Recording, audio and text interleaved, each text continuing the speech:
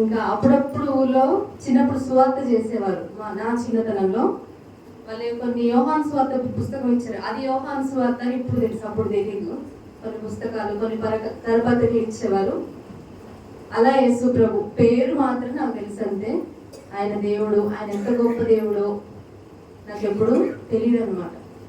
పుట్టుకతో ఏమి క్రైస్తవులు కాదు, మా కుటుంబం అంతా అందరూ భయంకరమైన విగ్రహారాధికులు, అన్యులు, దేవుడు తెలియని వారు, కులపిచ్చి, మతపిచ్చి, ధనాపేక్ష ఇవన్నీ కలిగి ఉన్నవారే అనమాట. కానీ దేవుడు ప్రణాళిక చాలా గొప్పదండి. మనం ఊహించాం, మనం అసలు అనుకోని రీతిగా ఆయన అద్భుతంగా ఆయన కార్యాలు ఎట్లా చేస్తాడు కదా మన ఊహకు అందరూ. దేవుడు అంటే కదా, మీ తలంపులు వంటివి నా తలంపులు కాదు, ఆయన తలంపులు చాలా గొప్పవి అన్నమాట. ఆ తలంపుల్లో నేనున్నాను. ఒక 15 సంవత్సరాల క్రితం నాకు తెలియదు నేను ఇలా దేవుడి సన్నిధిలో నిలబడతాను, పరిచర్య చేస్తాను, వాక్యం చెప్తాను అని. ఎందుకంటే ఒక 20 ఏళ్ల క్రితము, ఒక 25 సంవత్సరాల క్రితం కూడా 25 years back, 10th class exams మాకు. మా ఇంటి ముందు కొత్తగా వచ్చారు వాళ్ళు. ఏంటంటే సాయంత్రం ప్రార్థన పెట్టారు. మనం ఎండాకాలం బయట మంచాలు వేసుకొని పడుకుంటాం, బయట కూర్చొని చదువుకుంటారు కదా పిల్లలు. ఆ టైంలో ఆ పాటలు వినిపిస్తూ ఉన్నాయి. నేను అనుకున్నా, వీళ్ళకి ఏం పని లేదు, ఎక్కడి నుంచో ఆంధ్ర వాళ్ళు అనమాట, అక్కడి నుంచి ఇక్కడికి వచ్చారు. వచ్చింది కాక మనకి ఇంతమంది దేవుళ్ళు లేరా, మన తిరుపతి లక్షల మంది వెళ్ళరా, ఇంతమంది దేవుళ్ళని వదిలిపెట్టి ఎప్పుడు వీళ్ళు ఏడుపుగొట్టు పాటలు, ఇంత యథార్థంగా చెప్తున్నాడు, ఎప్పుడు ఏడుపుగొట్టు పాటలు వేసుకొని వీళ్ళు అని తిట్టుకుంది అనమాట. కానీ దేవుడు ఈరోజు ఆయన ఆరాధించలేగా, ఏ పని చేసినా ఆయన పాట పాడుతూ ఉంటాను అనమాట. ఇంట్లో వంట చేస్తాను. అంత గొప్పగా దేవుడు నాకు ఆయన కృపించాడు. నా గొప్పతనం కాదు, సమస్త మహిమ దేవునికే కలుగును కాదు. మరి అసలు ఇంత దేవుడు తెలియని దేవుడు అంటే, ఆ పాటలు అంటేనే ఒక చిరాగ్గా, వాళ్ళు నాకు చూసినా నచ్చేది కాదు. ఏంటి పొట్టు పెట్టుకోవాలి, ఏం లేదు, నాకు నచ్చేది కాదు అసలు. అనుకున్న నన్ను దేవుడు ఆయన సాక్షిగా నిలబెట్టుకున్నాడు. సమస్త మహిమ ఘనత ప్రభావములు యేసేకే కలుగును గాక. ఆమేన్. మరి దేవుడు తెలియని, దేవుడు అంటే ఇష్టం లేని నా జీవితంలోకి మరి ప్రభు ఎలా వచ్చారో మనం తెలుసుకుందాం. 2006 అప్పుడు నాకు 19 సంవత్సరాలు ఉంటుంది, 19 సంవత్సరాలు. అప్పుడు నాకు వివాహం జరిగింది. శ్రీనివాస్ పాల్ గారు మా అమ్మ వాళ్ళ తమ్ముడే అనమాట, నాకు మామయ్య అవుతారు. మా బంధువుల్లోనే మా మ్యారేజ్ 2006లో జరిగింది.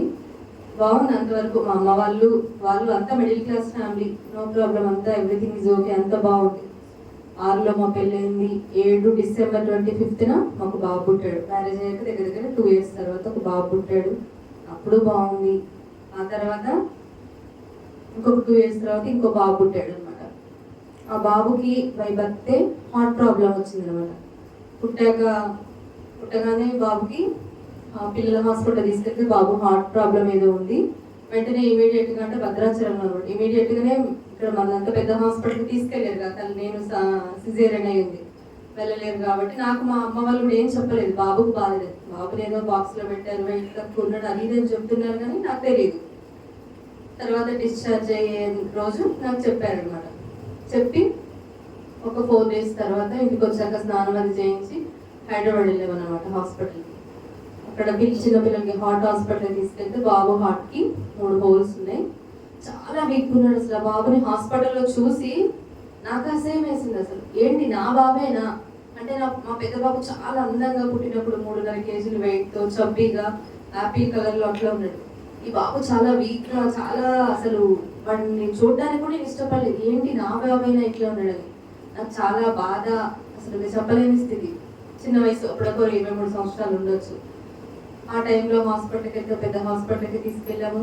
అప్పటి నుంచి స్టార్ట్ అయింది అనమాట లైఫ్, ఒక యూటర్న్ తిరిగింది అనమాట. అంతవరకు ఏ ప్రాబ్లం లేదు, హాయిగా ఉంది, సంతోషంగా ఉంది, నాకు ఏ ప్రాబ్లం లేదు, అందరు బాగున్నారు, భర్త మంచివాడే, పుట్టిన వాళ్ళు అందరూ మంచివాళ్ళు. అప్పుడు ఒక యూటర్న్ తిరిగింది అనమాట చిన్న బాబు పుట్టడంతో. 14 రోజుల బాబుతోటి నేను హైదరాబాద్ వెళ్ళా. ఆ హాస్పిటల్లోకి ఎవరిని, పేరెంట్స్ని తప్ప ఎవరిని ఎలో చేయట్లేదు. నాకు సిజేరియన్ అయింది, సి సెక్షన్. ఉదయం నుంచి సాయంత్రం వరకు కూర్చొనే ఉన్న హాస్పిటల్లో. ఫస్ట్ టైం కష్టం అనిపిస్తుంది జీవితం, చాలా ఒక భయం వేస్తుంది హాస్పిటల్లో ఒక్కదాన్నే ఉండడం అంత చిన్న వయసులో. ఎత్తుకోవడం కూడా సరిగా చాలా వీక్ ఉన్నాడు. అటువంటి వాడితో పొద్దు నుంచి సాయంత్రం వరకు కూర్చొనే ఉన్నా.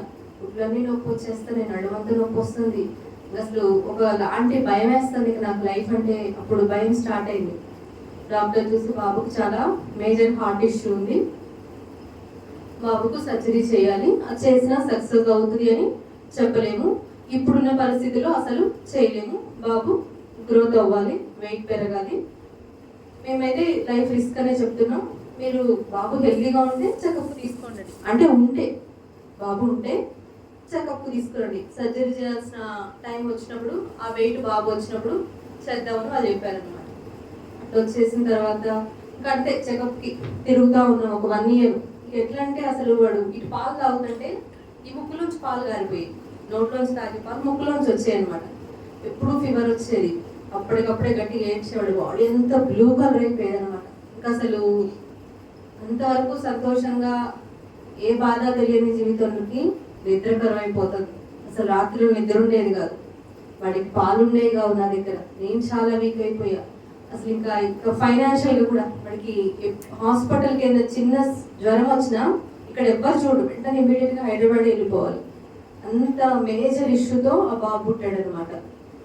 ఆ బాబుని హాస్పిటల్కి తిప్పుతా వెళ్తా 2009 నుంచి 2014 వరకు 5 సంవత్సరాలు కూడా నేను ఇంట్లో 1 నెల ఉంటే 1 నెల అడ్మిట్లో హాస్పిటల్లో ఉండేదన్నమాట. 1 నెల ఇంట్లో ఉంటే 1 నెల హాస్పిటల్లో అడ్మిట్లోనే ఉండేవాళ్ళు. అట్లా నేను వెళ్తూ ఉన్న టైంలో మా ఆంటీ వచ్చి చెప్పింది, ఒక ఆంటీ వచ్చి చుట్టాలంటే, ఆ టైంలోనే ఈ పెద్ద బాబుని స్కూల్ జాయిన్ చేసాం. ఈ పెద్ద బాబుకు కూడా హెల్త్ ఇష్యూ వచ్చింది. అసలు వాడికి పుట్టినప్పటి నుంచి ఫీవర్ అంటే కూడా తెలియదు. అలాంటి బాబుకు సడన్గా ఒక హెల్త్ ఇష్యూ వచ్చింది.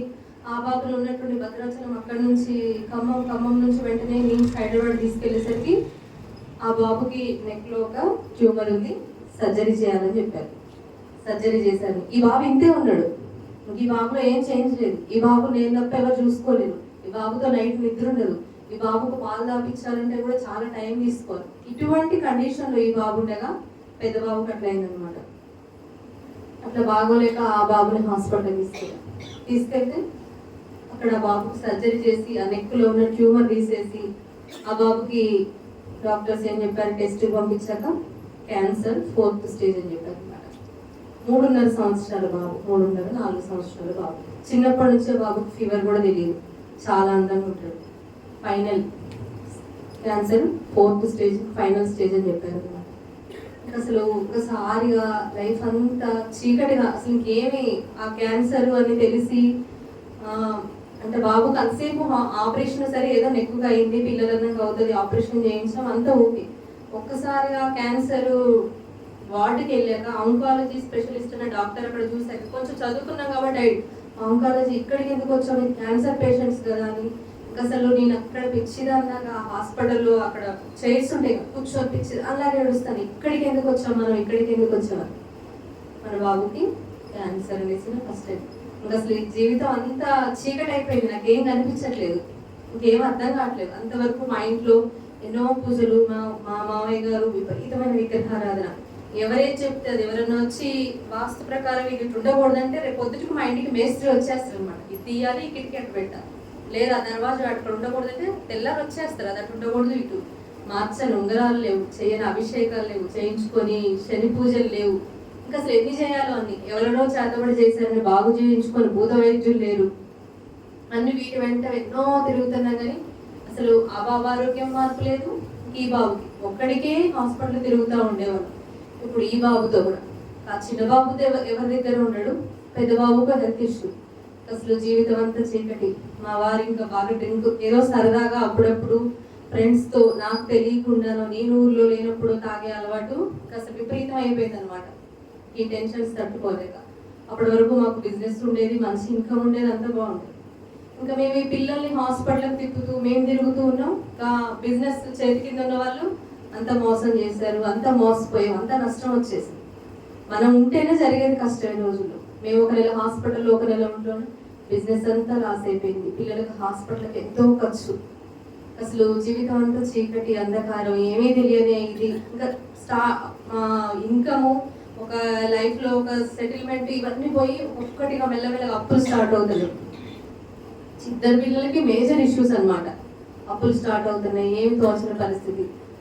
మా బంధువు మా చిన్నత్త గారు అనమాట, తను నాకు వచ్చి చెప్పింది, అరే అసలు తనంటే కూడా నాకు నచ్చేది కదా, తను చర్చికి వెళ్ళేది, అంత ఓ పెద్ద ఎఫెక్షన్ ఏం చూపించేదాన్ని కాదు, చర్చికి వెళ్తే అంతే. ఒకరోజు తను వచ్చి చెప్పింది నాకు, అరే ఇంత బాధపడుతున్నావు కదా, ఇంత ఇబ్బంది పడుతున్నావు కదా, ఒకసారి చర్చికి రా, ఆవగించంత విశ్వాసం ఉంచితే దేవుడు అటు కొండను కూడా ఇటేసేస్తాడు అని నాకు చదువు రాదు. ఆమె విన్న వాక్యాన్ని బట్టి నాకు ఒక మాట చెప్పింది. పరిశుద్ధాత్మ దేవుడు అక్షరంలో నా హృదయంలో కార్యం చేసింది. నాతో ఆయనకి పని ఉంది కాబట్టి ఆమె వేసిన విత్తనానికి నా హృదయంలో దేవుడు నీరు పెట్టాడు. హల్లెలూయా. ఆ మాట ఆ రాత్రి సాయంత్రం 7:30-8 గంటలప్పుడు అతను చెప్పింది. ఆ మాట నా హృదయం దాటిపోలేదు. నాకెందుకో నా మనసులో అంతా అదే అనిపిస్తుంది, ఒకసారి రమ్మంది కదా. అంటే నా పరిస్థితి ఏంటంటే ఇంకా డబ్బులు పెట్టినా పోపు లేదు, ఇంకా ఏ అవకాశం లేదనమాట. డబ్బులు పెట్టినంత మాత్రాన పిల్లలు బాగవుతారనే ఆలోచన లేదు, ఇంకా ఏ రకంగా వాళ్ళు బాగుపడతారు అన్న నాకు సోర్స్ లేదు. ఇంకా వేరే అన్ని దారులన్నీ మూసుకుపోయినాయి అనమాట. మా చేతుల్లో ఉన్న డబ్బంతా ఖర్చు పెట్టేసేసాము, అయిపోతుంది. మెల్లమెల్లగా ఒంటి మీద బంగారాలు ఇస్తున్నాం, పొలాలు అమ్మేస్తున్నాం, అంతా అయిపోతుంది. కానీ ఎక్కడ కొంచెం కూడా ఏమి దారి కనిపించలేదు. ఎందుకో నన్ను ఎప్పుడు నాకు అంత నచ్చని, నాకు చిరాకు అనిపించి, నాకు ఇది లేని ఎందుకు ఆ రాత్రి నా మాట, ఆ ఆంటీ చెప్పిన మాట నా హృదయాన్ని దాటిపోలేదన్నమాట. ఎందుకంటే దేవుడు గొప్పవాడు కదా, ఆయన వాక్కుకి ఎంతో శక్తి ఉంది. ఆయన తన వాక్కు పంపి వారిని బాగు చేశాడు. హల్లెలూయా. ఆ మాట నా హృదయాన్ని దాటిపోలేదన్నమాట. దాటిపోని ఆ మాట ద్వారా దేవుడు నా హృదయంలో కార్యం చేశాడు. ఎందుకో ఒక్కసారి నాకు చర్చికి వెళ్ళాలనిపించింది. నా జీవితంలో పుట్టినప్పటి నుంచి ఎప్పుడు నేను చర్చికి వెళ్ళలేదు. అసలు ఒక్కసారి నాకు వెళ్ళాలనిపించింది. ఇదే సేమ్ ఇలాంటిదే ఒక కూడిక జరుగుతుంది. అక్కడ ఏంటంటే విజ్ఞాపన కూడిక శుక్రవారం జరుగుతుంది. శుక్రవారం సాయంత్రం విజ్ఞాపన కూడిక జరుగుతుంది. ఫస్ట్ టైం నేను ఆ మందిరానికి నాకు వాళ్ళు ఎవరూ తెలియదు. వాళ్ళందరూ నా కోసం ఏడ్చి, నా బిడ్డ కోసం ఏడ్చి ఎత్తిపట్టి ప్రార్థన చేస్తున్నారు. నా మనసులో పరిశుద్ధాత్మ దేవుడు కార్యం చేస్తాడు. నా బంధువులందరూ ఎవరు నా కోసం ఎప్పుడు ఏడ్చి దేవుడికి చేయడం నేను ఎవరిని చూడలేదు. ఎప్పుడు వీళ్ళెవరికో నీకు తెలియదు కదా, వీళ్ళెవరు నాకు తెలియదు కదా, ఏంటి నా పేరు చెప్తున్నారు, ఆయన పేరు చెప్తున్నారు, నా కొడుకు పేరు ఎత్తి కన్నీరు గార్చి ప్రార్థన చేస్తున్నారని. అది ఎక్కడి నుంచి వచ్చింది? యేసయ్య ప్రేమ. అది ఆ మాట నన్ను దాటిపోలేదనమాట. ఆ ప్రార్థన, వాళ్ళ ప్రార్థన నా హృదయాన్ని దాటిపోలేదనమాట. నాకు చాలా నన్ను కట్టిపడేసింది. వాళ్ళంతా ప్రార్థన చేస్తున్నారు, తెలియకుండానే నాకు నా పరిస్థితిని బట్టి ఏడుపు వస్తుంది. ఆ మందిరంలో రాసిపెట్టిన వాక్యాలన్నీ చదువుతా ఉన్నా, వాళ్ళు ప్రార్థన చేస్తుంటే ఫస్ట్ టైం కదా, మనం అంతసేపు కళ్ళు మూసుకొని ఏకీభవించలేదు, తెలియదు కదా. వాళ్ళందరూ ఏడుస్తా ప్రార్థన చేస్తూ ఉంటే ఆటోమేటిక్గా నా కళ్ళల్లో నీళ్ళు వస్తాయి. వాళ్ళందరి వైపు చూస్తున్నా, ఆ వాక్యాలన్నీ చదువుతా ఉన్నా. దేవుడు మీ హృదయం దేవుని ఆలయమైనదని మీరు ఎరుగరా అన్నమాట నన్ను బాగా పట్టుకుంది. మీ హృదయము దేవునికి ఆలయమైనది, దేవుని ఆత్మ మీలో నివసించుతున్నాడని మీరు ఎరుగరా. ఆ మాటలను దాటిపోలేదు. ఆంటీ చెప్పిన మాట దాటిపోలేదు. ఆవగించంత విశ్వాసం ఉంచమని. సరే చూద్దామని వెళ్ళినప్పుడు వాళ్ళందరూ ప్రార్థన చేస్తారు. ఆ ప్రార్థన నన్ను దాటిపోలేదు. పరిశుద్ధాత్మ దేవుడు నాలో కార్యం చేశాడు. ఆటోమేటిక్గా నేను ఇంటికి వెళ్ళి ప్రేయర్ చేసుకోవడం జరుగుతుంది. హల్లెలూయా.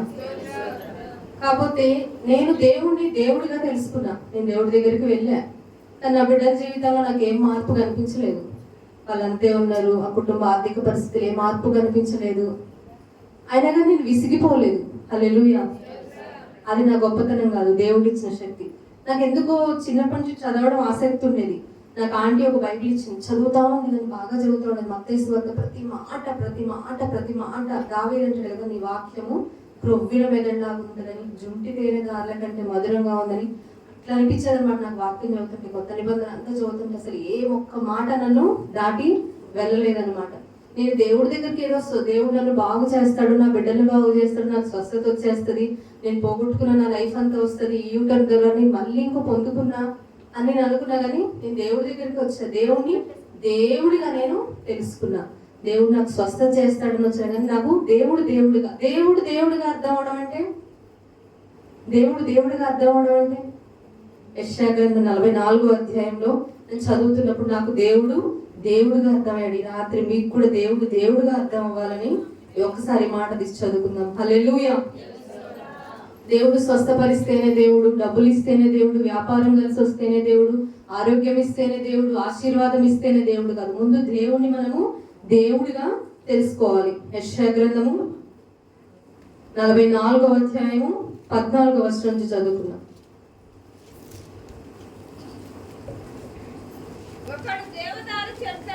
ఒకడు దేవదారు చెట్లను నరుకవలనని పూనుకొనెను, శ్మశాన వృక్షమును గాని, సరళ వృక్షమును గాని, సింధూర వృక్షమును గాని, అడవి వృక్షములలో ఏదో ఒక దానిని తీసుకొను. ఒకడు చెట్టు నాటగా వర్షము దాని పెంచును. ఒకడు పొయ్యి కట్టెలకు వాటిని ఉపయోగించును. వాటిలో కొంత తీసుకొని చలి కాచుకొను, నిప్పు రాజబెట్టి రొట్టె కాల్చుకొను. ఒక తుండు తీసుకొని దానితో ఒక దేవతను చేసుకొను, దానికి నమస్కారము చేయును. దానితో ఒక విగ్రహము చేసి దానికి సాగిలపడును. అగ్నితో సగం కాల్చిన్నాడు, కొద్దివ సగముతో మాంసము వండి భక్షించున్నాడు. తిని తృప్తి పొందగా చలి కాచుకొనుచు, ఆహా చలి కాచుకొంటిని, వెచ్చగా ఉన్నది అని అనుకొనుచున్నాడు. దానిలో మిగిలిన భాగముతో తనకు దేవతగానున్న విగ్రహమును చేయించుకొనును. దాని ఎదుట సాగిలపడుచు నమస్కారము చేయుచు, నీవే నా దేవుడవు, నన్ను రక్షింపమని ప్రార్థించును. చాలండి. హల్లెలూయా. నేను దేవుణ్ణి దేవుడిగా తెలుసుకున్నానని చెప్పాను కదా. ఇప్పుడు ఈ వచనం చదువుతున్నప్పుడు మీకు అర్థమైందా? ఒకడంట ఒక చెట్టు నరికాడంట. చెట్టు నరికి సగంతో ఏం చేశాడు? ఆహారం వండుకొని పొయ్యిలో మంట పెట్టి వంట చేసుకొని తిన్నాడు. సగంతో చలి కాచుకున్నాడు. ఇంకో సగంతో ఒక విగ్రహాన్ని చేసుకొని సాగిలపడి నీవేనా దేవుడు. ఈ మాట నాకు అసలు స్ట్రైక్ అయిపోయింది అనమాట. చాలా పరిశుద్ధాత్మ దేవుడు నన్ను ఆలోచింపచేశాడు. ఈ మాటతో నన్ను దాటిపోలేదు. ఈ మాటలోంచి నేను దాటి వెళ్ళలేకపోయాను. పరిశుద్ధాత్ముడు కూడా నా నుంచి దాటి వెళ్ళకపోలేదు.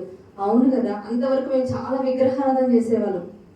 చర్చికి వెళ్తా ఉండేదని, వాళ్ళ ప్రార్థన జీవితం, వాళ్ళు ప్రార్థన చేస్తుంటే నాకు అదంతా చాలా నచ్చేది. వాక్యం చదువుతుంటే అర్థమయ్యేది. కాకపోతే నాకు చాలా అనిపించేది, మాకు కూడా చాలా మొక్కులు మొక్కేమన్నాడు పిల్లల కోసం అక్కడ ఇక్కడ. అవును కదా, ఇప్పుడు నేను వదిలేసి అటు వెళ్ళిపోతే నన్ను ఏమైనా చేస్తారేమో, మా పిల్లలకి ఏమైనా అవుతుందేమో అని భయపడేదన్నమాట. కానీ ఈ వాక్యం ద్వారా దేవుడు నాతో మాట్లాడు. అవన్నీ దేవుళ్ళు కాదు, అంతే కదా. ఎంత స్పష్టంగా దేవుడు మాట్లాడుతాడు. అవన్నీ దేవుడు కాదు. దేవుడు మొదట మనకి దేవుడుగానే అర్థం అవ్వాలి. హల్లెలూయా. ఎంతమంది దేవుడిని దేవుడుగా మీకు అర్థమైందని ఒప్పుకుంటున్నారు? స్తోత్రం చెప్పండి. మీకు అందరికి దేవుడు దేవుడుగా అర్థమయ్యాడా? దేవుడు ఆత్మ అయిన దేవుడు. ఆయన చెట్టులో లేడు, పుట్టలో లేడు, రాయిలో లేడు, విగ్రహంలో లేడు, ఎందులో కూడా దేవుడు లేడు. దేవుడు ఆత్మ అయిన దేవుడు అన్నమాట. కాబట్టి దేవుడు దేవుడుగానే నాకు అర్థమయ్యాడు. హల్లెలూయా. ఎందుకంటే అంతవరకు నేను ఒక కన్ఫ్యూజన్ లో ఉండేదన్నమాట.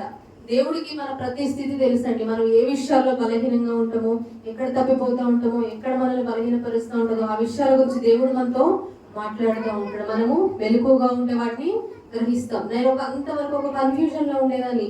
ఏంటి అంతవరకు మా పాస్టర్ గారు అయ్యప్ప స్వామి మాల వేసుకునేవారు, వినాయక చవితి వస్తే వినాయకుడు మాల వేసుకునేవారు. ప్రతిరోజు ఏ వారానికి ఆ గుడికి రోజు ఒక దేవుడు పెట్టుకొని వెళ్ళేవారు. కానీ దేవుడు ఒక్కడే ఇప్పుడు అర్థమైంది. ఇప్పుడు చాలా నవ్వొచ్చింది.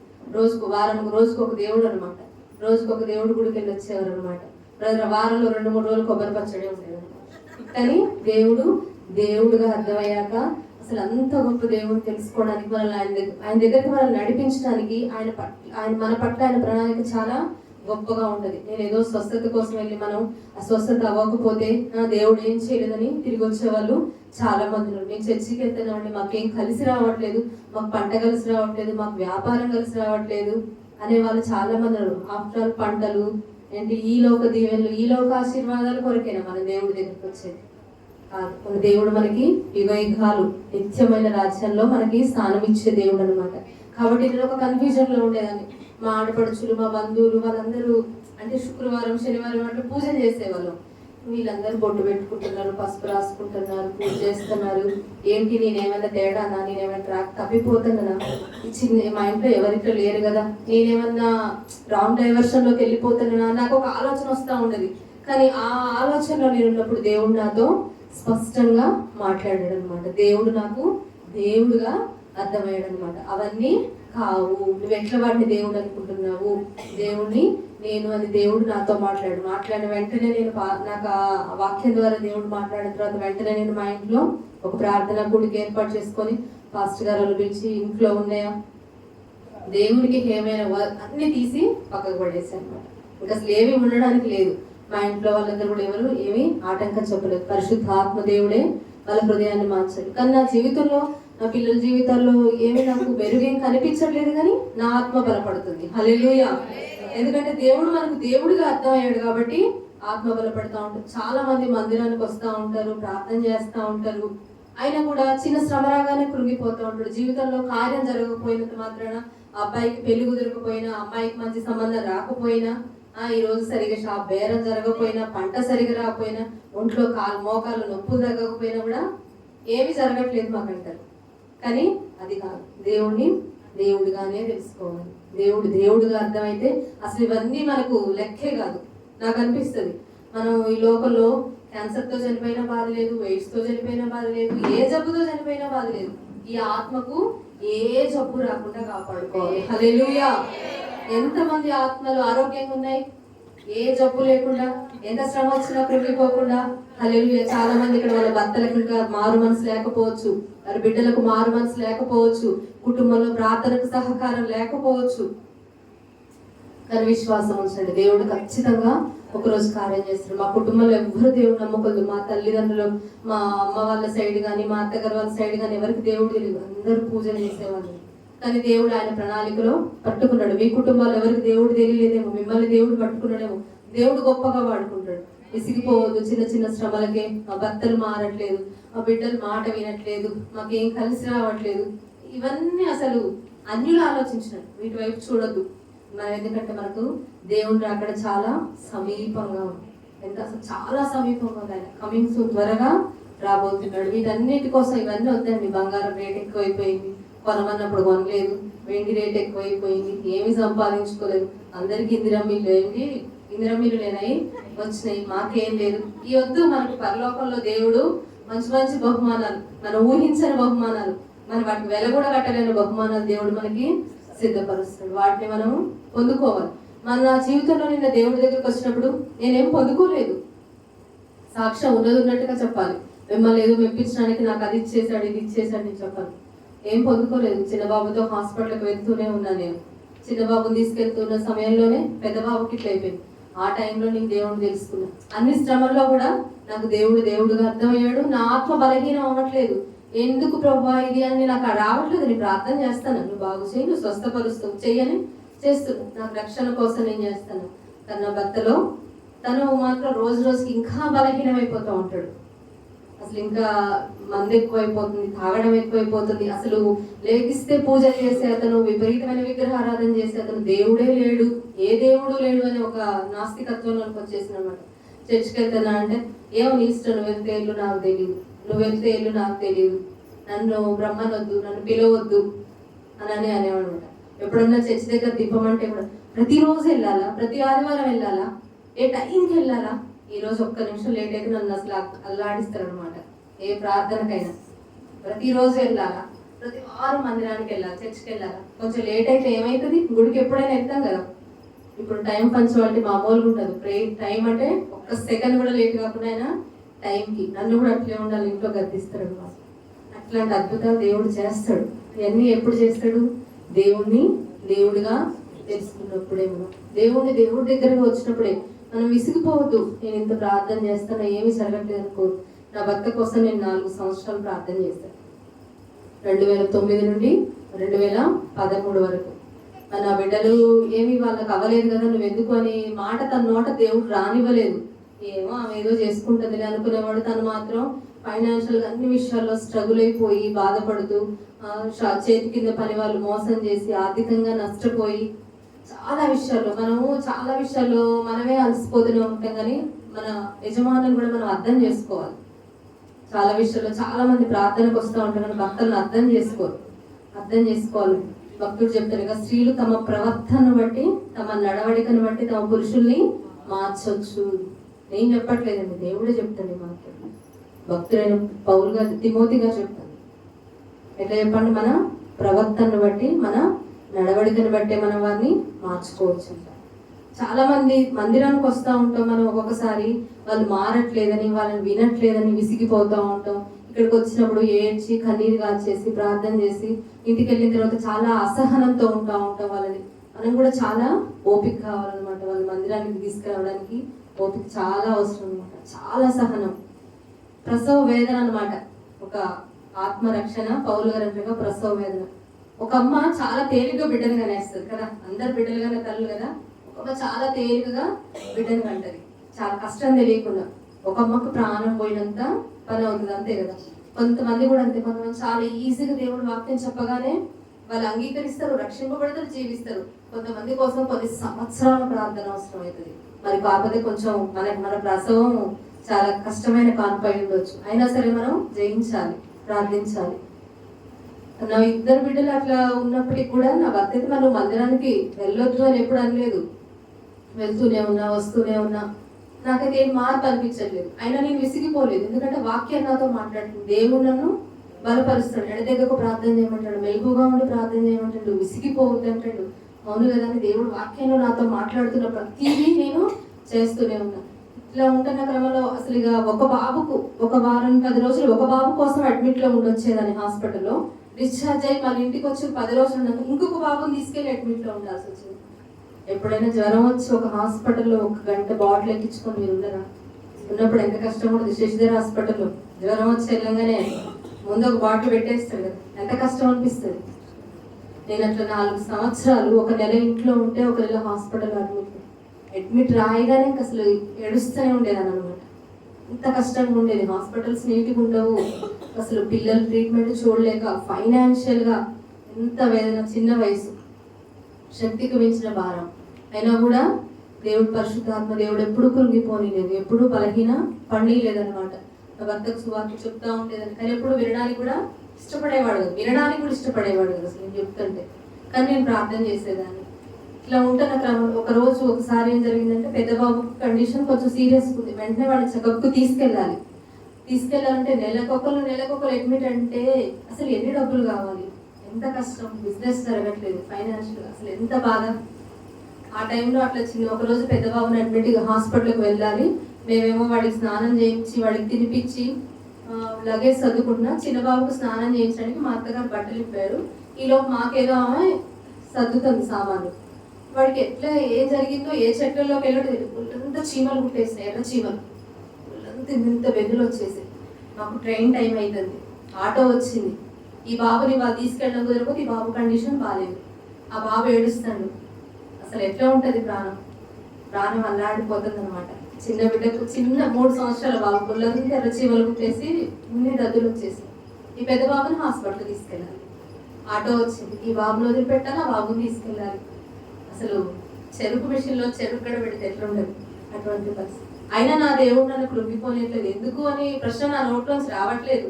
ఎందుకు నన్ను ఇట్లాను అని నాకు అడగడానికి రావట్లేదు. ఎందుకంటే చదువుతున్నా నేను ఈ వాక్యం. మీరు కూడా ఎంతమంది వాక్యం చదువుతున్నామో, మనం వాక్యం మన హృదయాల్లో ఉంటే మనం కృంగిపోం. వాక్యం మన మనసులో ఉంటే మనము దేవుని ప్రశ్నించం. వాక్యం మన మనసులో ఉంటే మనము అవిశ్వాసంలోనికి రాము. వాక్యం మన హృదయాల్లో ఉంటే మనము కృంగిపోము. సాతాను మన పైన వేసే ఒక బలమైన ఆయుధం కృంగుబాటే.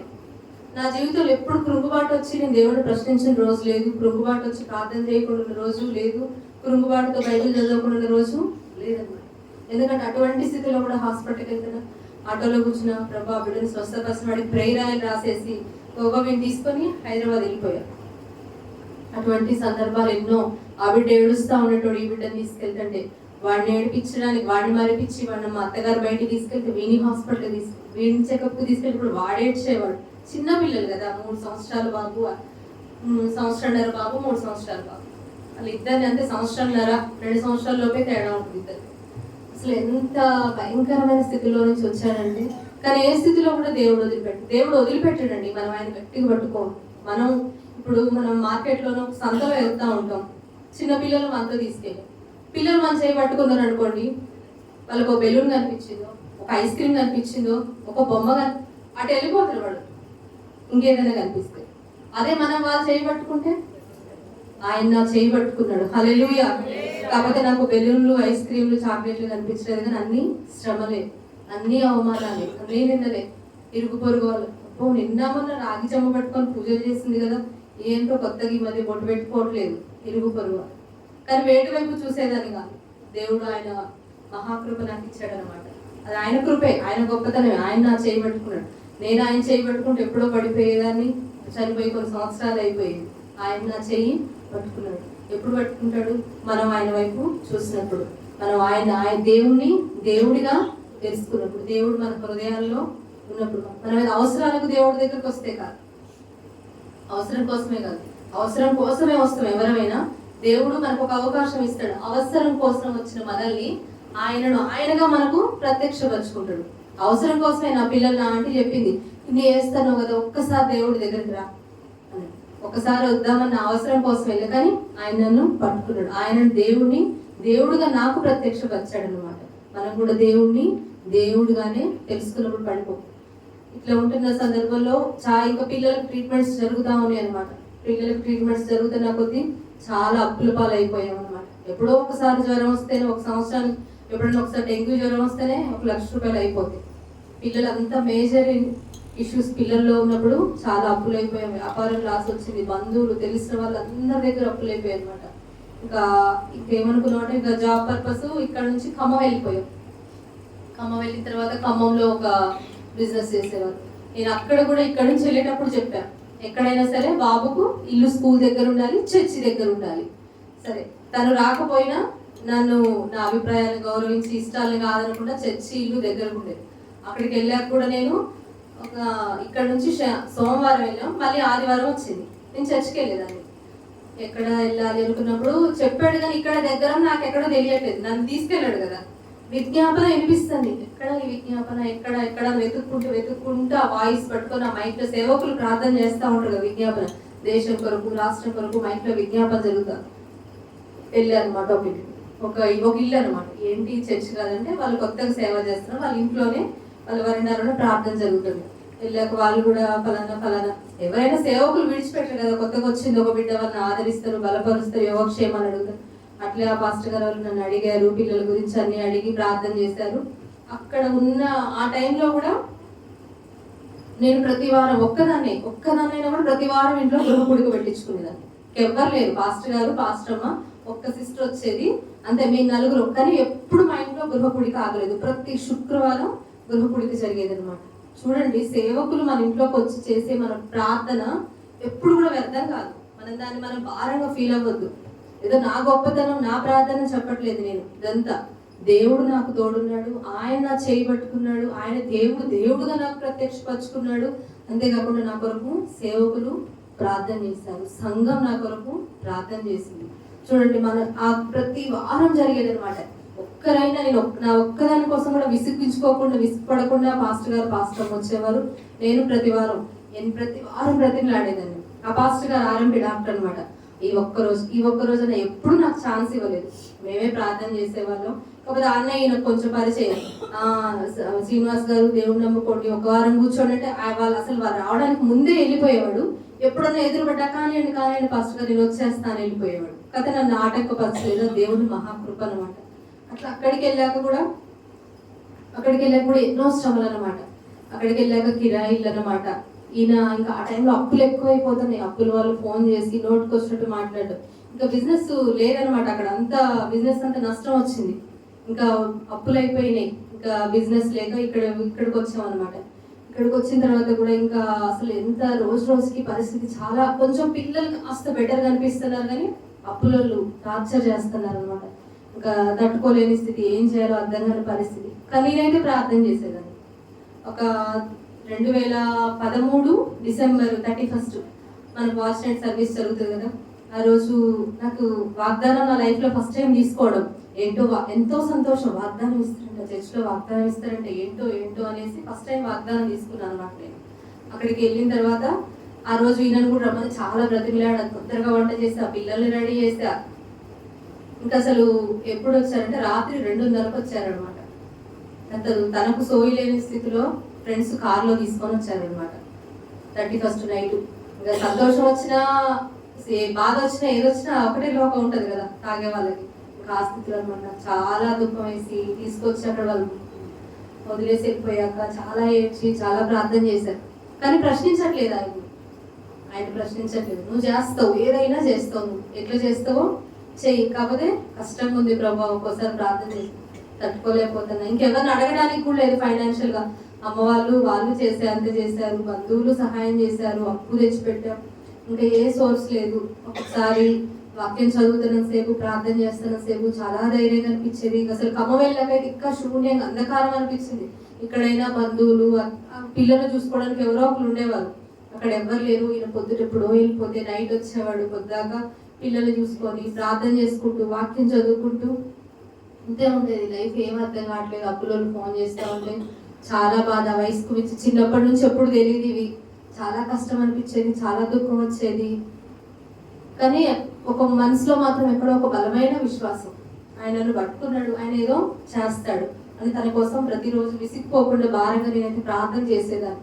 అర్ధరాత్రి వరకు తన ఇంటికి వచ్చే వరకు ప్రార్థనలోనే ఉండేదాన్ని. పిల్లలకి ఎప్పుడో తిని పడుకోబెడితే వచ్చే వరకు ప్రార్థన చేస్తా, వాక్యం చదువుతాం. నా స్థితి ఎవరు చూడలేదేమో. ఖమ్మంలో ఉన్నప్పుడు చాలా వేదన. నా తల్లిదండ్రులు దూరంగా ఉన్నది చూడలేదు, అత్తమామ వాళ్ళు దూరంగా ఉన్నది చూడలేదు. కానీ నా దేవుడు మాత్రం నన్ను చూస్తూనే ఉన్నాడు. ప్రతి క్షణం దేవుడు మనల్ని చూస్తూ ఉంటాడు. మీ జీవితాల్లో కూడా కృంగిపోతున్నామేమో కొన్నిసార్లు. నేను ఇంకా ప్రార్థన చేస్తాను, నా భర్త మారట్లేదు, నా బిడ్డలు మారట్లేదు, నా స్థితి మారట్లేదు, సరైన ఆరోగ్యం లేదు, ఇంతేనా ఈ జీవితం, ఎంతకాలం ఇంకా అని చాలాసార్లు మనం అలసిపోతూ ఉంటాం, విసిగిపోతూ ఉంటాం, కృంగిపోతూ ఉంటాం. కానీ ఒక ఆయన చూస్తూ ఉంటాడు, ప్రతి క్షణం మన పక్కనే ఉంటాడు, మనల్ని ఎప్పుడు విడిచిపోడు. తల్లి అయినా మరచినేమో కానీ నేను మరువని చెప్పి ఆయన మర్చిపోడు. కాకపోతే కొన్నిసార్లు మనల్ని పరీక్షిస్తూ ఉంటాడు, ఎంతవరకు మన సహనం, మన ఓపిక. నా బిడ్డ ఈ స్థితులు ఎలా కొన్నిసార్లు కొన్ని స్థితులు దేవుడే మనకి అనుమతిస్తాడు. మనకి ఏదో నేర్పించడానికే. మనల్ని బాధ పెట్టడం దేవుడికి ఏమి ఇష్టం కాదు. పిల్లలు హోంవర్క్ చేయకపోతే మనం ఒక దెబ్బ వేస్తాం కదా, ఎందుకు వాడిని నేర్చుకోవాలి. వాడికి భవిష్యత్తు ఉండదు చదువు లేకపోతే. మన వాళ్ళని కొన్నిసార్లు గర్దిస్తూ ఉంటాం, కొన్నిసార్లు శిక్షిస్తూ ఉంటాడు. దేవుడు ఆ రీతిగానే నడిపిస్తూ ఉన్నాడు. ఖమ్మం వెళ్ళాక చాలా కష్టం అయిపోతుంది అనమాట. ఇట్లా జరుగుతున్న పరిస్థితిలోనే అప్పటికే మాకు 14 లక్షలు అప్పులు అయిపోయింది. ఇది ఎప్పుడు 2013లో 14 లక్షలు అప్పు అంటే చూడండి, అంత అప్పు అయిపోయింది. ఇంకేం లేదు, ఒక ఇల్లు ఒకటే ఉందన్నమాట.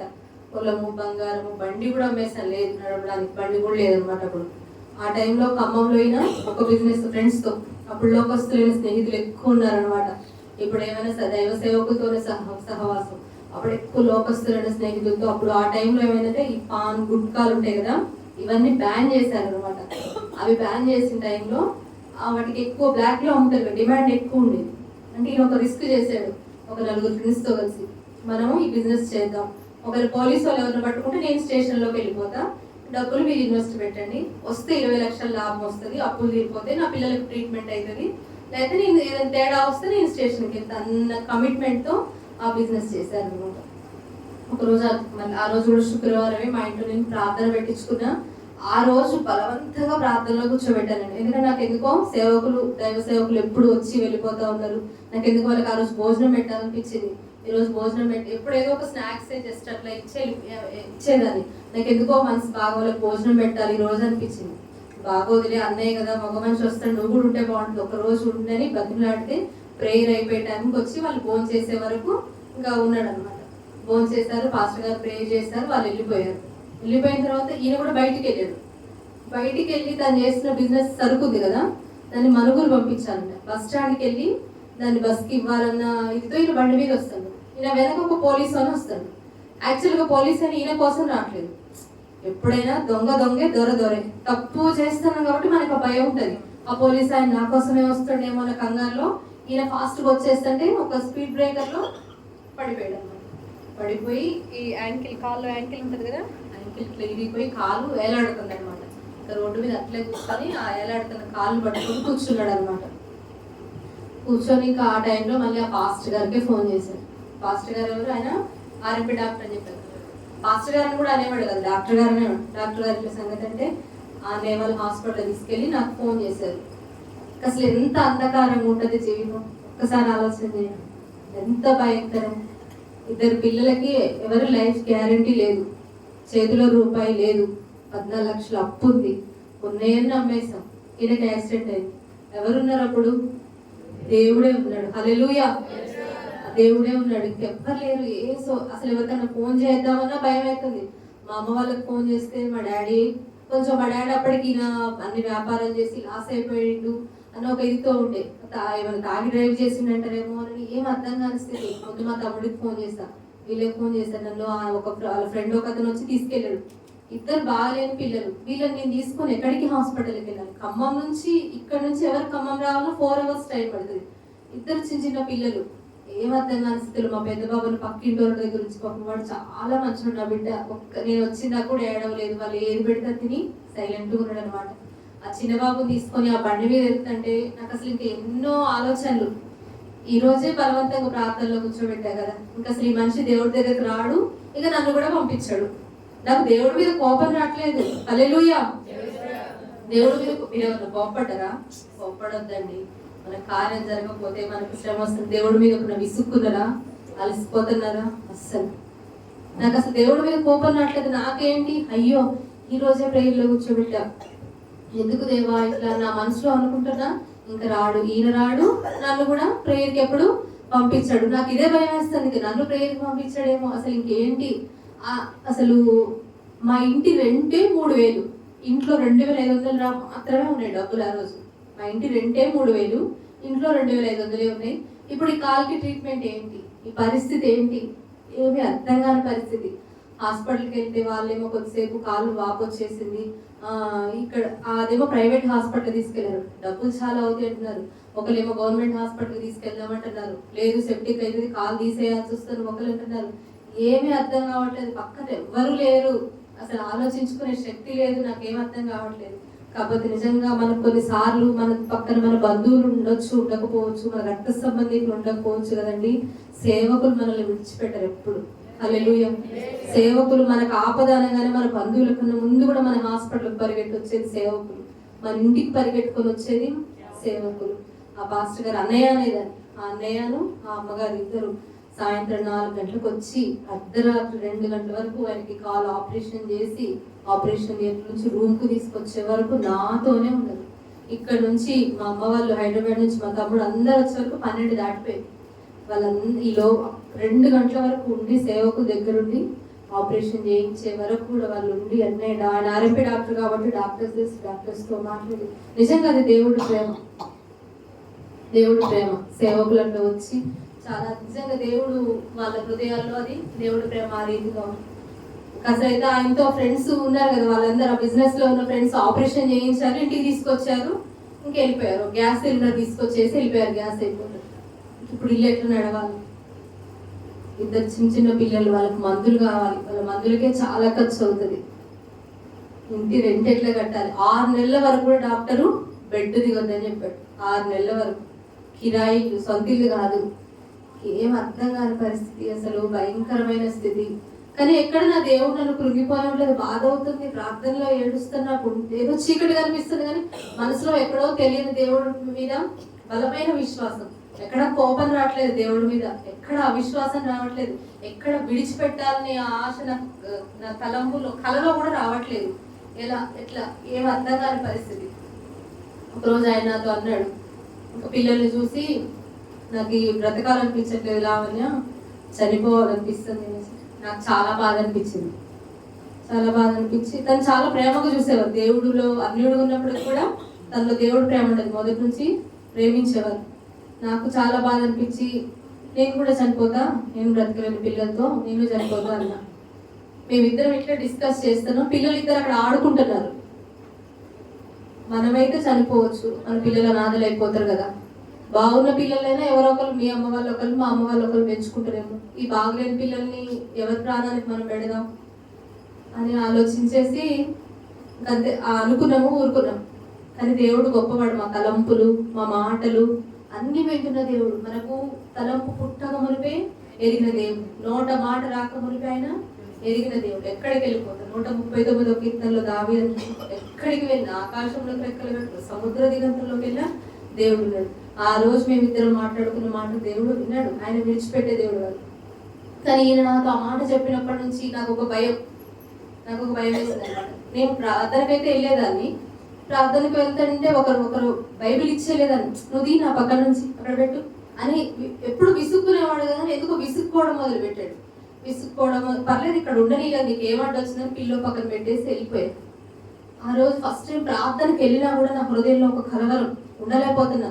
ఏమైనా చేసుకుంటాడేమో, సూసైడ్ ప్లాన్ ఏమంది ఇట్లా అన్నాడు కదా. నాకు ప్రార్థనలోకి వెళ్ళి కూడా నేను ఉండలేకపోతున్నా. అసలు ఇంకా ఆరాధన జరుగుతుంటే సేవకులు ఆరాధన చేస్తానికి ఎవరికి చెప్పకుండా ఫస్ట్ టైము ఒకలాంటి ఎక్కడో ఒక బలహీనత వచ్చింది, ఒక కలవరపాటు వచ్చింది నాకు. ఫస్ట్ టైం కలవరపాటు వచ్చేసి ఇంకా ఆరాధన జరుగుతుంటే నేను ఉండలేదు. పిల్లల్ని తీసుకొని ఇంటికి వచ్చేసా చర్చ్ నుంచి. వచ్చాక నాకు మళ్ళీ వెంటనే ఆ తర్వాత కూడా శుక్రవారం వచ్చింది. కానీ విడిచిపెట్టలేదు నా దేవుడిని ఎప్పుడు. నేను ఆయన నా చేయి పట్టుకున్నాడు కాబట్టి నేను విడిచిపెట్టలేదు. నేను పట్టుకుంటే నాకున్న శ్రమలకు విడిచిపెట్టేసేదాన్ని, నా వెనకున్న బంధువుల పోరాటాలకి నేను విడిచిపెట్టేదాన్ని. ఆయన నన్ను విడిచిపెట్టలేదు అనమాట. ఆయన పట్టుకున్నాడు.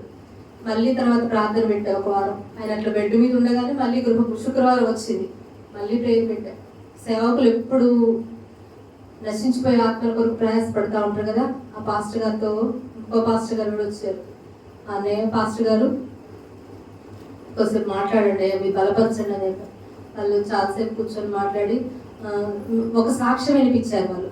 అయ్యా 91వ కీర్తన మీరు చదవండి, దేవుడు మీ జీవితంలో వారం రోజుల్లో అద్భుతం చేస్తాడని చెప్పాడు. 91వ కీర్తన చదవమని అద్భుతం చేస్తాడని చెప్పాడు. ఆ పాస్టర్ గారు కూడా ఒక స్టీవెన్ బాబు గారిని ఒక సాక్ష్యం ఇచ్చారు.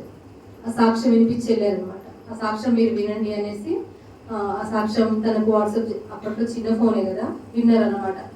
అసలు ఇంకా దేవుడు అద్భుతం చేస్తాడు అనమాట.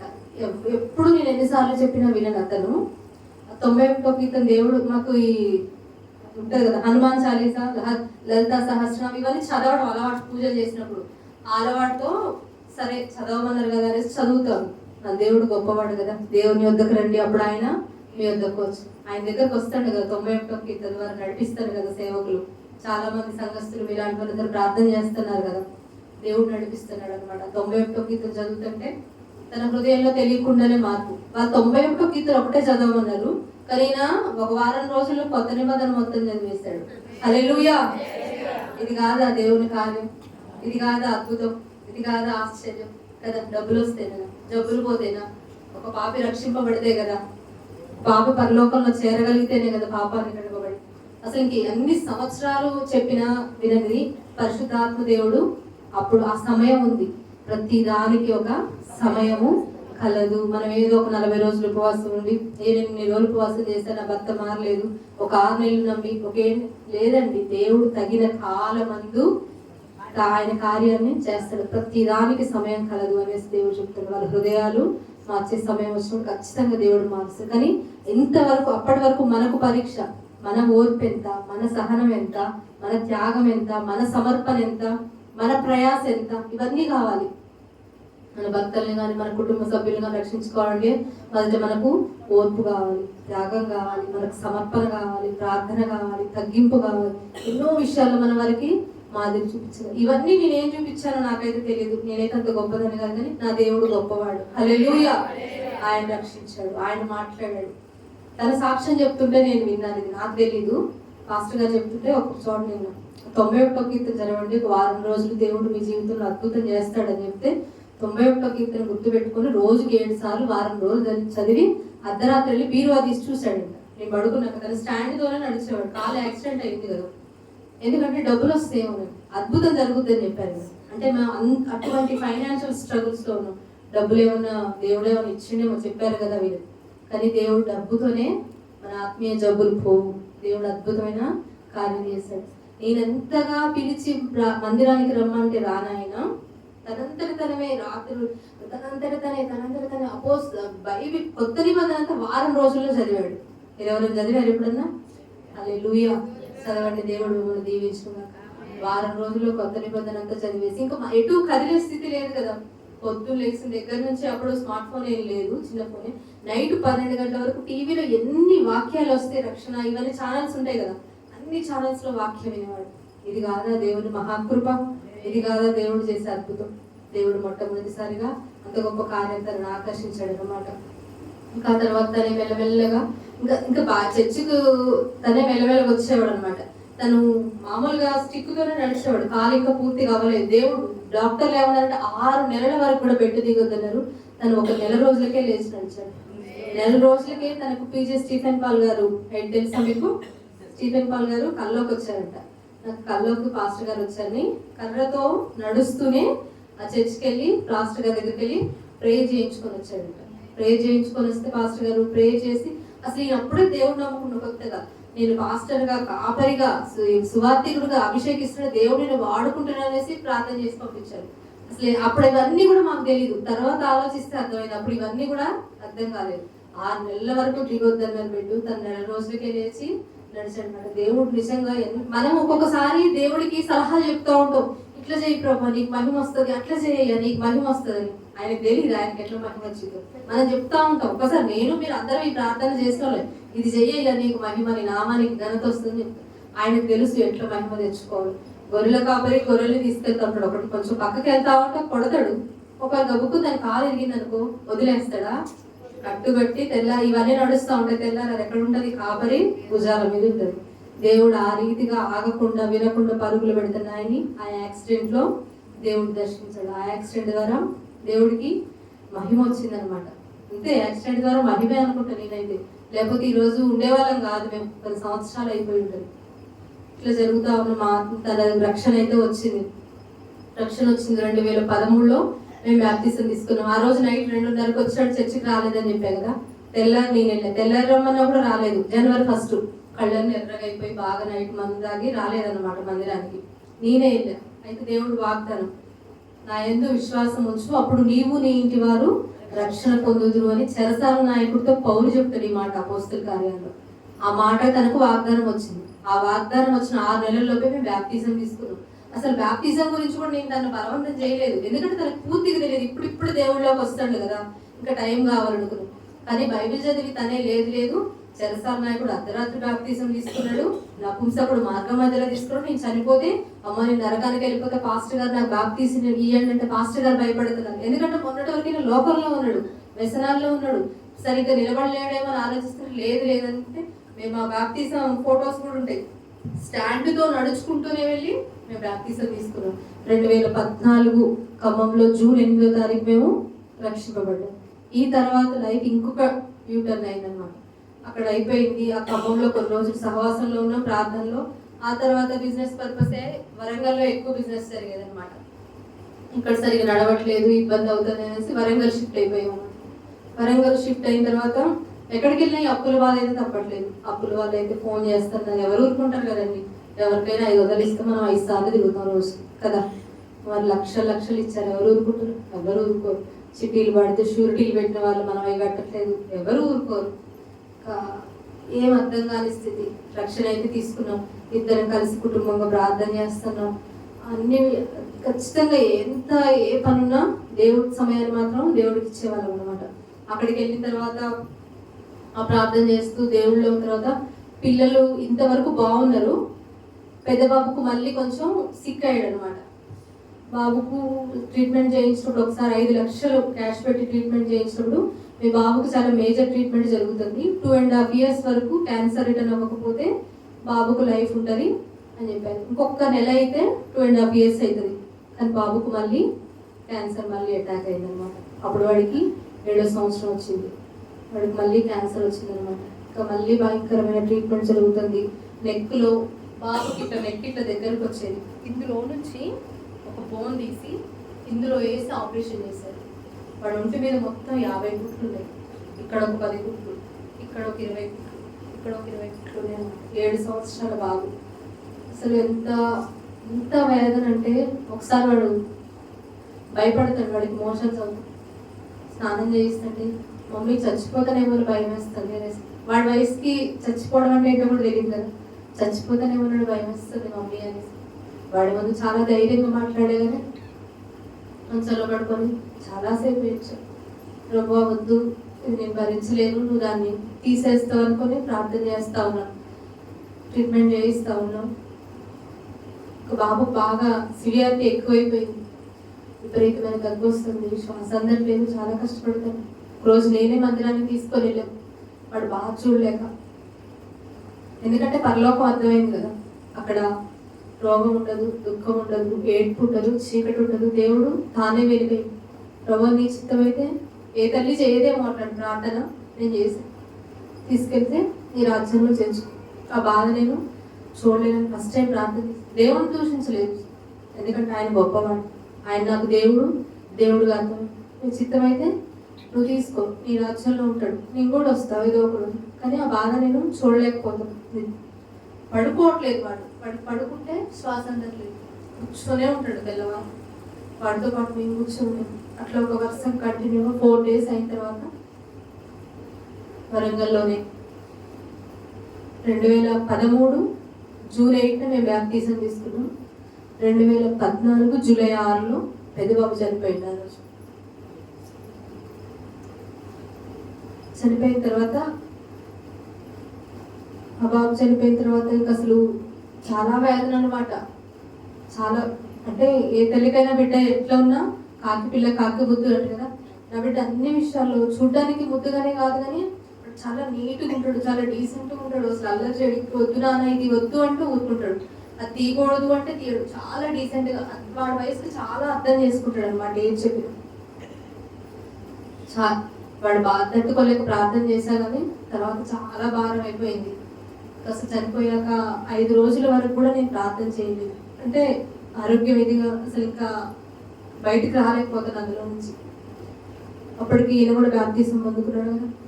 నా భర్త నాకు ఆత్మీయంగా బిడ్డే, నేను తనని సువార్త ద్వారా ప్రార్థన ద్వారా కన్నా, కానీ ఆత్మీయ జీవితంలో తను నాకు తండ్రిగా నన్ను బలపరుస్తూ ఉంటాడు అనమాట. నా విషయాల్లో నన్ను దేవుడు నమ్ముకున్న దగ్గర నుంచి ఈ రోజు వరకు కూడా నాకన్నా చాలా బలంగా ఉంటాడు అనమాట. తను నన్ను బలపరిచాడు అనమాట. లేదు దేవుడు నీకు చూపిస్తాడు కదా, నీకు దర్శనం చూపిస్తాడు కదా, దేవుడు చూపిస్తాడు, నువ్వు ప్రార్థన చేయ ఒకసారి అన్నాడు. అంతే జస్ట్ బెడ్ నుంచి దిగి మోకరిచ్చా, దేవుడు నా బిడ్డను నాకు చూపించాడు. 2 చేతులు ఎత్తి నా బిడ్డ పరలోకంలో హల్లెలూయా అంటాడు. వాడి చేతి వేళ్ళు నిలువు తెల్లని బట్టతో, ఎందుకంటే పరలోకంలో కూడా హల్లెలూయా అనే పదం ఉంది. నా మనసుకు ఒక నెమ్మది వచ్చింది. నాకు అక్కడ అంటే నా బిడ్డ నా దగ్గర ఉన్నప్పుడు ఆరోగ్యంగా పక్కగా అయిపోయి కీమోథెరపీతో, క్యాన్సర్ పేషెంట్, గుండుతో మెడకు ఒక పట్టి వేసుకొని చాలా అందంగా ఉన్న నా బిడ్డ యేసుక్రీస్తు సొగసైన స్వరూపమైన లేని వాటిగా చేయబడ్డట్టుగా నా బిడ్డ కూడా అట్లా అనిపించాడు. కానీ ఆయన రాజ్యంలో వాడు చాలా ఆరోగ్యంగా కనిపించాడు. నా మనసుకు ఒక నెమ్మది వచ్చేది. సరే ఈ బిడ్డ ఇట్లా అయిపోయింది కదా, ఈ చిన్న బిడ్డ కూడా పుట్టినప్పటి నుంచి డాక్టర్స్ ఎప్పుడు చెప్పేవారు కాదు కదా, కానీ వాడు కొంచెం బెటర్గా బాగానే ఉన్నాడు. కానీ వాడికి సర్జరీ చేయాలి, చేస్తేనే బాగుంటాడు.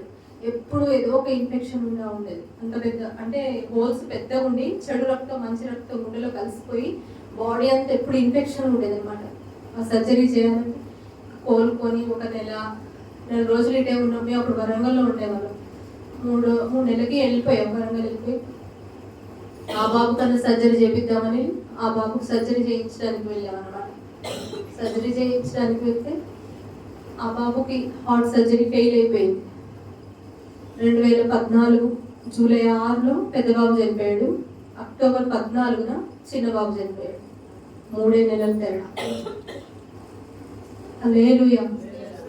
అయినా నా దేవుడు ప్రశ్నించాలనిపించట్లేదు నాకు, అయినా నా దేవుడిని ఎందుకు ఇట్లా చేసేవనిపించట్లేదు. ఆయన ఇస్తే వచ్చారు పిల్లలు, గర్భఫలం ఎవరిచ్చే దేవుడు ఇచ్చేది కదా, ఆయన తీసుకోవాలనిపించింది. ఆయన ఇచ్చిన బహుమానం.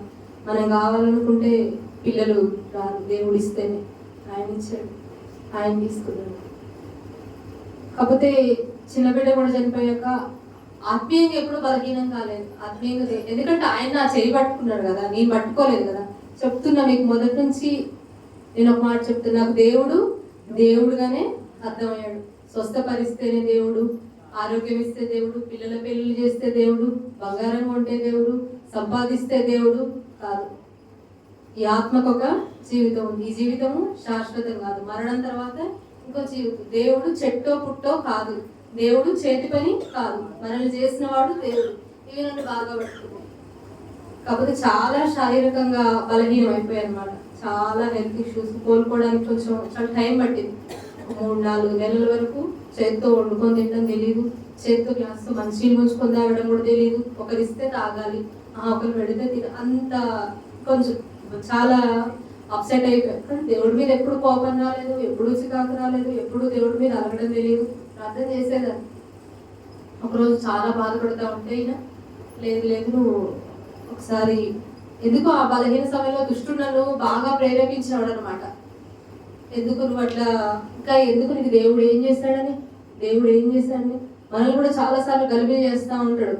మనం బలంగా ఉంటాము. ఈరోజు చాలా ఆత్మలో తెల్లారి ఏదో ఒక శోధన తీసుకొచ్చి పెడతాడు, ఏదో ఒక శోధన మనల్ని పడేయడానికి. కానీ దేవుడు మనల్ని శోధనలో గుండా వెళ్ళడానికి దేవుడే మనల్ని అనుమతించాడు. మన బలహీనతను బట్టి వాడు మనల్ని వాడుకుంటాడు. నా శరీరం బలహీనం అయిపోయింది, ఎక్కడో తెలియకుండా ఆత్మలో బలహీనత వస్తా ఉంది, ఎక్కడో ఒక చిన్న మూల లేదు కదా, ఇంకేముంది లైఫ్ అని అనిపిస్తుంది. ఆ టైంలో ఒకరోజు ఎవరు లేరు ఇంట్లో, ఊరికే వాళ్ళ ఆల్బమ్స్ తీసి చూస్తూ ఉండేదాన్ని, వాళ్ళ ఫొటోస్ చూస్తూ ఉండేదాన్ని. వాళ్ళు లేరుగా ఇంటింటే వాళ్ళ బొమ్మలు ఉండేవి, వాళ్ళ బ్యాగ్స్ ఉండేవి, బుక్స్ ఉండేవి, వాళ్ళ ఇన్న ప్లేట్స్ ఉండేవి, కూర్చుకునేట ప్రతిదీ ఎటు చూసినా వాళ్ళ ఇంట్లో కనిపించేవాళ్ళు. చాలా అసలు కోల్పోలేని స్థితి. ఒకరోజు నాకు తెలియకుండానే దుష్టుడు నాలో మాట్లాడుతాడు, చిన్నబాబు నువ్వే చంపేశావు కదా, బాగున్న పిల్లోడు కదా, నువ్వే ఆపరేషన్ చేయించడానికి తీసుకెళ్ళావు కదా, నువ్వే చంపేశావు కదా అని ఒక స్వరం నాలో వినిపిస్తా ఉంది. నువ్వే చంపేశావు, నీ పిల్లల్ని చంపేశావు, ఎందుకు నువ్వు చచ్చిపో ఒక స్వరం బలంగా వినిపిస్తూ మేము పెస్ట్ కంట్రోల్ బిజినెస్ చేసేవాళ్ళు. మా ఇంట్లో ఎప్పుడు పురుగుల మందులు ఉండేవి అనమాట. ఇంట్లో ఎవరు లేరు. ఇంకా నాకు ఒక క్షణం అనిపించింది, ఇంకెందుకు, ఇంకా ఏముంది, ఇంకేం లేదు, ఈ జీవితం చనిపోవాలనిపించింది. ఇంట్లో కెమికల్ డబ్బాలు ఉండేవి, ఒక డబ్బా తీసేసా, డోర్లు పెట్టేసా, ఒక డబ్బా తీసి గ్లాస్లో మందు పోసుకున్నా. చాలా కష్టంగా అనిపించింది, వాసన పర్లేదు అనుకున్నా. ఒక ఫోటో కనిపిస్తుంది ఫ్రేమ్లో, షోకేస్లో, నేను మా పిల్లలు మా ఆయన బాప్తిజం అప్పుడు దిగిన ఫోటో. ఒకసారి ఎందుకో మనసు నా భర్తతో మాట్లాడాలనిపిస్తుంది, ఆయనతో కలిసి బ్రతకాలి అని ఒక అనిపిస్తుంది. పిల్లలు లేని జీవితం చాలా కష్టంగా అనిపిస్తుంది. ఒకసారి ఫోన్ చేసి మాట్లాడదా అనిపించింది. నేనేం చెప్పలేదు, జస్ట్ కానీ తను నన్ను వెంటనే అర్థం చేసుకుంటాడు. చూపుడు, నా మాట, నా బిహేవియర్ ఏదో తేడా ఉంది, మంచిగా చెడని ఏదైనా వెంటనే అర్థమైపోయింది. ఆయన వెంటనే నాకు తెలియకుండానే ఫోన్లోనే నాతో చాలాసేపు మాట్లాడితే డైవర్ట్ చేస్తూనే ఉన్నాడు. వెంటనే నాతో పెట్టేసి ఇంకా లేదులే నాకు బ్రతకాలనిపించలేదు ఒక మాట చెప్పాను. అనుకోకుండానే మా ఓనర్ వాళ్ళకి ఫోన్ చేశాడు. వాళ్ళు వచ్చి పిలిచి ఒక 5 నిమిషాలు అటు ఇటు అయితే ఈరోజు ఉండకపోయేదాన్ని. కానీ ఆయన నా చేయి పట్టుకున్నాడు కదా, నేను మందులో తీసినప్పుడు ఆయన నా పక్కనే ఉన్నాడు, తాగాలనుకున్నప్పుడు ఆయన నా పక్కనే ఉన్నాడు, దృష్టిలో వచ్చినప్పుడు ఆయన చూస్తాడు. కానీ నేను పడిపోను అనుకున్నాడు. కానీ నేనేమంత బలవంతురాలు కాదు. ఇంతసేపు చెప్పిన బలవంతురాలు ఆ క్షణంలో కొంచెం బలహీనం అయిపోయింది అనమాట. చనిపోవాలనుకున్న స్థితిలో దేవుడు బిడ్డలు పంపించాడు, బలపరిచాడు. వాళ్ళ వెంటనే తను వెళ్ళే ప్రయాణం కూడా క్యాన్సిల్ చేసుకొని వచ్చి చాలా ఆదరణ, చాలా తను కూడా ఈక్వల్గా నాలాగే ఫేస్ చేస్తూ ఉంటాడు కదా. అయినప్పటికీ నన్ను ఎన్నో బలపరిచిన సందర్భాలు, ఎన్నో మార్లు కృంగిపోయినప్పుడు వాక్యం చెప్పి ఆదరించిన సందర్భాలు, ఎన్నో మార్లు గుండెలకు హత్తుకొని ధైర్యపరిచిన సందర్భాలు, అవన్నీ దేవుడు వాక్యం ద్వారా దేవుడు చేసి అయిపోయింది. ఒక 6 నెలలు అయిపోయింది. అప్పులో ఎవరు ఊరుకుంటారండి? ఎవరైనా నెల ఊరుకుంటారు, 2 నెలలు ఊరుకుంటారు. ఎంత బాధలు ఉన్నాయి, ఇంకేమీ లేదు. 14 లక్షలు అప్పు అయిపోయింది, అన్నీ అమ్మేశాం, ఇంకేం లేదు. ఓన్లీ 2 మనుషులమే ఉన్నాం, 14 లక్షలు అప్పులు ఉండిపోయినాయి, ఇంకేం లేదు. కానీ దేవుడు విడిచిపెట్టలేదు. ఆ టైంలో దేవుడు మాకు బిజినెస్ ఇచ్చాడు. ఆ బిజినెస్ కొంచెం నడుస్తూ ఉంది. చనిపోవాల్సిన మమ్మల్ని దేవుడు ఆయన వాక్యంతో ఎప్పుడు ఇంట్లో ఉండేవాళ్ళం కాదండి. నేను చర్చ్లో ఏ ప్రేయర్ జరుగుతున్నా ఆ ప్రేయర్కి వెళ్ళిపోయేది. ఆదివారం 3 ఆరాధనకి వెళ్ళేవాళ్ళు. మేము వెళ్ళే చర్చ్లో 3 ఆరాధన, మమ్మల్ని మేము డైవర్ట్ చేసుకునేవాళ్ళం. ఆ టైంలో మాతో ఎవరు ఉండడానికి, ఎవరైనా నెల 2 నెలలు సంవత్సరాలు మాతో ఎవరు ఉండడానికి ఎవరి పరిస్థితులు అనుకూలంగా లేవు. మమ్మల్ని మేమే డైవర్ట్ చేసుకోవడానికి దేవుడు కృపించాడు. ఒక్కరోజు కూడా ఇంట్లో ఉండేవాళ్ళం కాదు. ఎప్పుడు చర్చికి వెళ్ళిపోయి ఏదో ఒక పరిచయంలో పాస్టర్ గారితో ఆయన తిరిగేవాడు, సంఘంలో మేము ఉండేవాళ్ళం. ఆదివారం వస్తే 3 ఆరాధనలకు వెళ్ళేవాళ్ళం. ఎప్పుడు మందిరంతో అట్లా డైవర్ట్ చేసుకొని ఇట్లా ఉంటున్న దేవుడు క్రమక్రమంగా వాక్యంలో బలపరిచి సేవకుడితో నువ్వు సేవ చేయాలని, సేవకుల ద్వారా మాట్లాడటం, కళల ద్వారా మాట్లాడటం, దర్శనాల ద్వారా మాట్లాడుతూ ఉండడం అట్లా చేసేవాడు అనమాట దేవుడు. ఆ రీతిగా ఆయన మమ్మల్ని బలపరిచాడు. 2014లో 14 లక్షల అప్పులతోటి 2 పిల్లలు కోల్పోయి ఏమీ లేకుండా నిలబడ్డ మమ్మల్ని దేవుడు ఆయన వాడుకొని మేము చేస్తున్న వ్యాపారాన్ని దీవించి 2.5 సంవత్సరాల్లో తిరిగి 2016 కంప్లీట్ అయింది. 14 లక్షల అప్పులు తీర్చడానికి దేవుడు కృప చూపెట్టాడు. దేవుడికి మహిమ. ఆ తర్వాత దేవుడు ఆయన్ని సొంత ఊర్లో ఈ ప్లేస్ లో విజయనగరం ఏముంటుంది, ప్రాంతం విజయనగరం, అక్కడ సేవ చేయమని చెప్పాడు దేవుడు. అక్కడ సేవ చేయమని చెప్పినప్పుడు మేము బిజినెస్ చేస్తూ 1 సంవత్సరం పాటు అప్ అండ్ డౌన్ తిరిగే వాళ్ళం. 1 సంవత్సరం పాటు. ఆ తర్వాత దేవుడు ఇక్కడ మేమే బిజినెస్ చేస్తూ ఇక్కడ ఒక స్థలం కొన్నాం, ఒక చిన్న మందిరం పెట్టాం. ఆ తర్వాత కంప్లీట్ గా పరిపూర్ణంగా కరోనా టైంలో కంప్లీట్ గా సేవకు వచ్చేసాం. దేవుడు ఎన్నో సందర్భాల్లో పడిపోయినప్పుడు ఆయన లేవనెత్తాడు, విడిపించి మనల్ని ఎంత మాత్రం విడిచిపెట్టే దేవుడు కాదు. నా భర్తకు నేను కేవలం మారు మనస్సు అడిగాను. ఈరోజు బాప్తిసాలు ఇస్తున్నాడు, ప్రార్థన చేస్తున్నాడు, సేవకుడుగా దేవుని సేవ చేస్తున్నాడు. నేను ఒక విశ్వాసగానే మార్చమని అడిగాను, కానీ నా దేవుడు సేవకునిగా చేశాడు. హల్లెలూయా. ఇది కాదా దేవునికి మహిమ? ఇది కాదా దేవునికి కనుక? నా బిడ్డలు బ్రతికిస్తేనే దేవుడికి మహిమ అనేదాన్ని కాదు. నేను అనేక ఆత్మ నా బిడ్డలు దేవుని రాజ్యంలో ఉన్నారు. ఏదో ఒక రోజు మేము అక్కడికి వెళ్ళవలసిన వారు. పిల్లలు దేవుని చిత్తంలో ఉండాలంటే దేవుడు ఉంచేవాడు. మరి ఆయన చిత్తమైన ఆయన ఇష్టం. యెహోవా ఇచ్చెను, యెహోవా తీసుకో. చాలా మంది ఆపరేషన్ చేయించుకోండి, పెంచుకోండి ఏదేదో చెప్పారు. కానీ నాకు అలసిపోయి విసిగిపోయి ఉన్న కొన్ని రోజులు నా వల్ల కాదు, నాకు ఓపిక లేదు. ఇంకా లోతులోకి వస్తుంటే సేవ జీవితంలోకి వచ్చాక లేదు ఆత్మీయంగా బిడ్డలు కనాలి, కన్నం అయిపోయింది, ఇంకా శారీరకమైన బిడ్డలు లేదు, చాలు. నశించిపోతున్న ఆత్మలు, నా ఇంటి వారు నశించిపోతున్నారు, నా బంధువులు నశించిపోతున్నారు, నా తల్లిదండ్రులు నశించిపోతున్నారు. వాళ్ళందరి కోసం ప్రార్థన చేసినప్పుడు నా తల్లి, మా తమ్ముడు, మా అత్తగారు, మామగారు, మా ఆడపడుచులు, వాళ్ళ పిల్లలు, వీళ్ళందరూ మా బంధువులు చాలా మంది రక్షింపబడ్డారు. హల్లెలూయా. ఇది కాదా దేవుడికి మహిమ? 2 బిడ్డల్ని దేవుని రాజ్యంలో తీసుకొని దగ్గర 25 మంది బిడ్డలను ఆత్మీయంగా కనడానికి దేవుడికి పంపించాడు. ఇది కాదా దేవుడికి మహిమ? హల్లెలూయా. మా నాన్నగారు అయితే అసలు మొదట్లో మా పిల్లలు ఉన్నప్పుడు నేను అప్పటి నుంచే దేవుడు నమ్మే కదా, సరే బాగు చేస్తాడేమన్న ఉద్దేశంతో అయినా వాక్యం పెడితే వినేవాడు, జైపాల్ గారు అనేవాడు. మా పిల్లలు కూడా కొంచెం సైకిల్ ముందుకు వెళ్ళకపోతే హల్లెలూయా అనేవాడు. సండే స్కూల్కి వెళ్ళేవాడు, పెద్దబాబు ప్రార్థన చేసేవాడు. మా పిల్లలు ఎప్పుడైతే చనిపోయాడో దేవుడి మీద కోపం వచ్చింది. పాస్టర్లన్నా కోపం, దేవుడన్నా కోపం వచ్చింది. 12 సంవత్సరాలు ప్రార్థన చేశాం మా నాన్నగారి కోసం. మన బాప్తిజం తీసుకున్నారు. హల్లెలూయా. మా అత్తలు, మన భక్తులు, మన బిడ్డలు, మన తల్లిదండ్రులు, మన రక్త సంబంధికులు మీరు మారు ఇంటే మనం విసిగిపోవద్దు. దేవుడు ఖచ్చితంగా గొప్ప కార్యం చేస్తాడు. మనం ఆయన్ని పట్టుకోవాలి. ఆయన చేతిలో మన చెయ్యి పెట్టాలి. పట్టుకొని అవసరం వచ్చినప్పుడు విడిచిపెట్టడం కాదు, హత్తుకోవాలి. మన చెయ్యి ఆయన చేతిలో ఉంచాలి. నువ్వు పట్టుకో ప్రభా, నా చెయ్యి నీకు ఇస్తున్నా అని చెప్ప. అప్పుడు ఆయన మనల్ని పట్టుకుంటాడు. ఖచ్చితంగా దేవుడు మన జీవితంలో కార్యాలు చేస్తాడు, రక్షింపబడతారు. రక్షణ లేని మీ భర్తలు, మీ బిడ్డలు, మీ కుటుంబాలు మనం మెలకుగా ఉన్నప్పుడు, ఆయన వైపు చూసినప్పుడు, శ్రమ వచ్చినప్పుడు, శోధన వచ్చినప్పుడు, నింద ఏ సమయంలో కూడా మనం కృంగిపోవద్దు. వాడి వైపు దుష్టుడు ఎన్నో బలహీనత, మనం కాస్త బలపడుతున్నప్పుడు వాడు బలమైన ఆయుధం వేస్తూ ఉంటాడు. మనం కొంచెం దేవుల్లో ఉద్యమంగా ఉన్నప్పుడు బలమైన ఆయుధం మన మీద విసురుతూ ఉంటాడు. కానీ మనం వాటిని వేటిని కూడా లక్ష్య పెట్టదు. ఒక్క క్షణం మనం కృంగిపోతే మనం ఎక్కడికో జారిపోతాం పాతాళానికి. ఆ ఒక్క క్షణాన్ని మనం జయించినప్పుడు, విసిగిపోకుండా, అలసిపోకుండా మెలకుగా ఉన్నప్పుడు దేవుడు ఖచ్చితంగా మన జీవితంలో కార్యం చేస్తాడు. నేను నమ్ముకున్న దేవుడు, మీరు నమ్ముకున్న దేవుడు ఒకటే కదా? డౌట్ ఉందేమన్నా? అందరం అబ్రహాం పిల్లలమే.